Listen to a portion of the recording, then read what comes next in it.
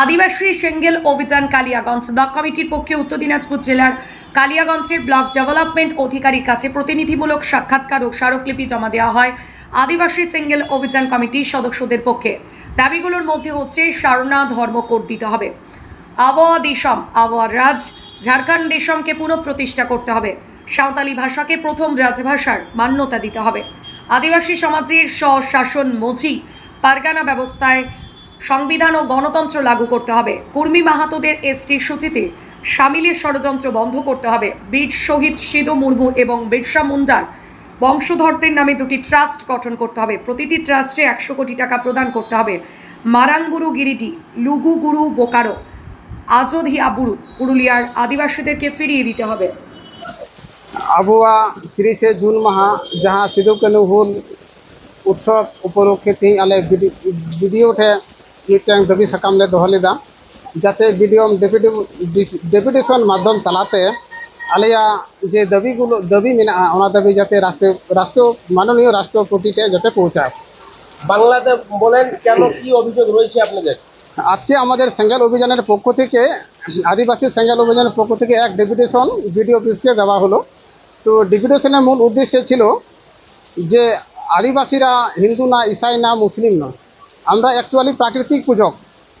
আমরা মাননীয় দ্রৌপদীর কাছে এবং প্রধানমন্ত্রীর কাছে এটাই চাইছি যে 2027-এ যাতে আমাদের সারনা ধর্ম করম কোড দেওয়া হয় এবং যাতে আমরা সারনা ধর্ম করম কোড লেখার সুবিধা পাই।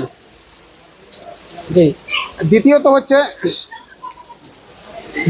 হচ্ছে মারাংগুরু গিরিডি আর লুগুবুরু বোকারো অযোধ্যা পাহাড় পুরুলিয়া আদিবাসীদের এগুলো মূল ছিল, আছে এবং থাকবে, সেগুলোকে অবিলম্বে সাঁওতালদের হাতে ফিরিয়ে দিতে হবে। কারা দখল করলেন? ওখানকার মাফিয়াগুলো যেমন মারাংগুরুতে আছে জৈন ধর্ম লোকগুলো কবজা করে আছে, ওগুলো অবিলম্বে সাঁওতালদের হাতে ফিরিয়ে দিতে হবে। দুই হচ্ছে আবহাওয়া দিসম আবহাওয়া রাজ ঝাড়খণ্ড দিসম, মানে ঝাড়খণ্ড আমাদের রাজ্য, অথচ সেটা ঝাড়খণ্ডকে পুনঃ প্রতিষ্ঠান করা হোক, যেন সেখানে সাঁওতালি ভাষাকে প্রথম রাজভাষায় মান্যতা দেওয়া হোক। আদিবাসী সমাজে সুশাসন মাঝি পারগানা ব্যবস্থা সাংবিধানিক ও গণতান্ত্রিক লাগু করতে হবে। এই তো বীর শহীদ সিধু মুর্মু ও বিরসা মুন্ডার বংশধরদের নামে দুটি ট্রাস্ট গঠন করতে হবে, প্রতি ট্রাস্টে 100 কোটি টাকা করে প্রদান করতে হবে। এই তো 6 দফা দাবি আমরা ভিডিও অফিসে ডেপুটেশন দিলাম। আপনাদের দাবি কি মানা হবে? ততটুকু কি মানা হচ্ছে? হ্যাঁ, বিডিও সাহেব তো আমাদেরকে আশ বা ভরসা দিয়েছেন, অতি শীঘ্রই উনি দ্রৌপদী মুর্মুর কাছে আমাদের দাবিগুলো পৌঁছাবেন, এই তো আমাদের আশ দিয়েছে বিডিও সাহেব। দাবিগুলো না যদি মানা হয়, আগামী দিনে আদিবাসী সেঙ্গেল অভিযান সরকারের বিরোধ আন্দোলন নামতে বাধ্য থাকিবে। 6 দফা দাবি নিয়ে আজকে ডেপুটেশন ছিল। আজকে আমরা আমাদের কালিয়াগঞ্জ ব্লক বিডিও সাহেবের হাতে ডেপুটেশনটা তুলে দিলাম। কাকে পাঠালেন ডেপুটেশন?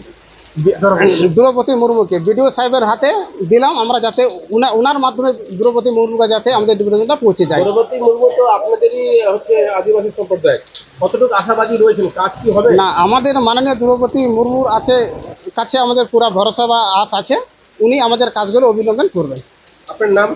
আমার নাম সুনিরাম হেমব্রম, আমি কালিয়াগঞ্জ আদিবাসী সেঙ্গেল অভিযান ব্লক সভাপতি। কারা কারা উপস্থিত রয়েছেন আপনারা? এখানে রয়েছেন হাটকালাগঞ্জ থেকে আমাদের চঞ্চল হাসদা, আর মেদিনীপুর থেকে রয়েছেন বাবুলাল মুন্ডা পাহান, আরও অন্যান্য 4-5 জন মিলে আজকে আমরা ডেপুটেশন দিই। বিডিও সাহেব কি বললেন ডেপুটেশন নিয়ে?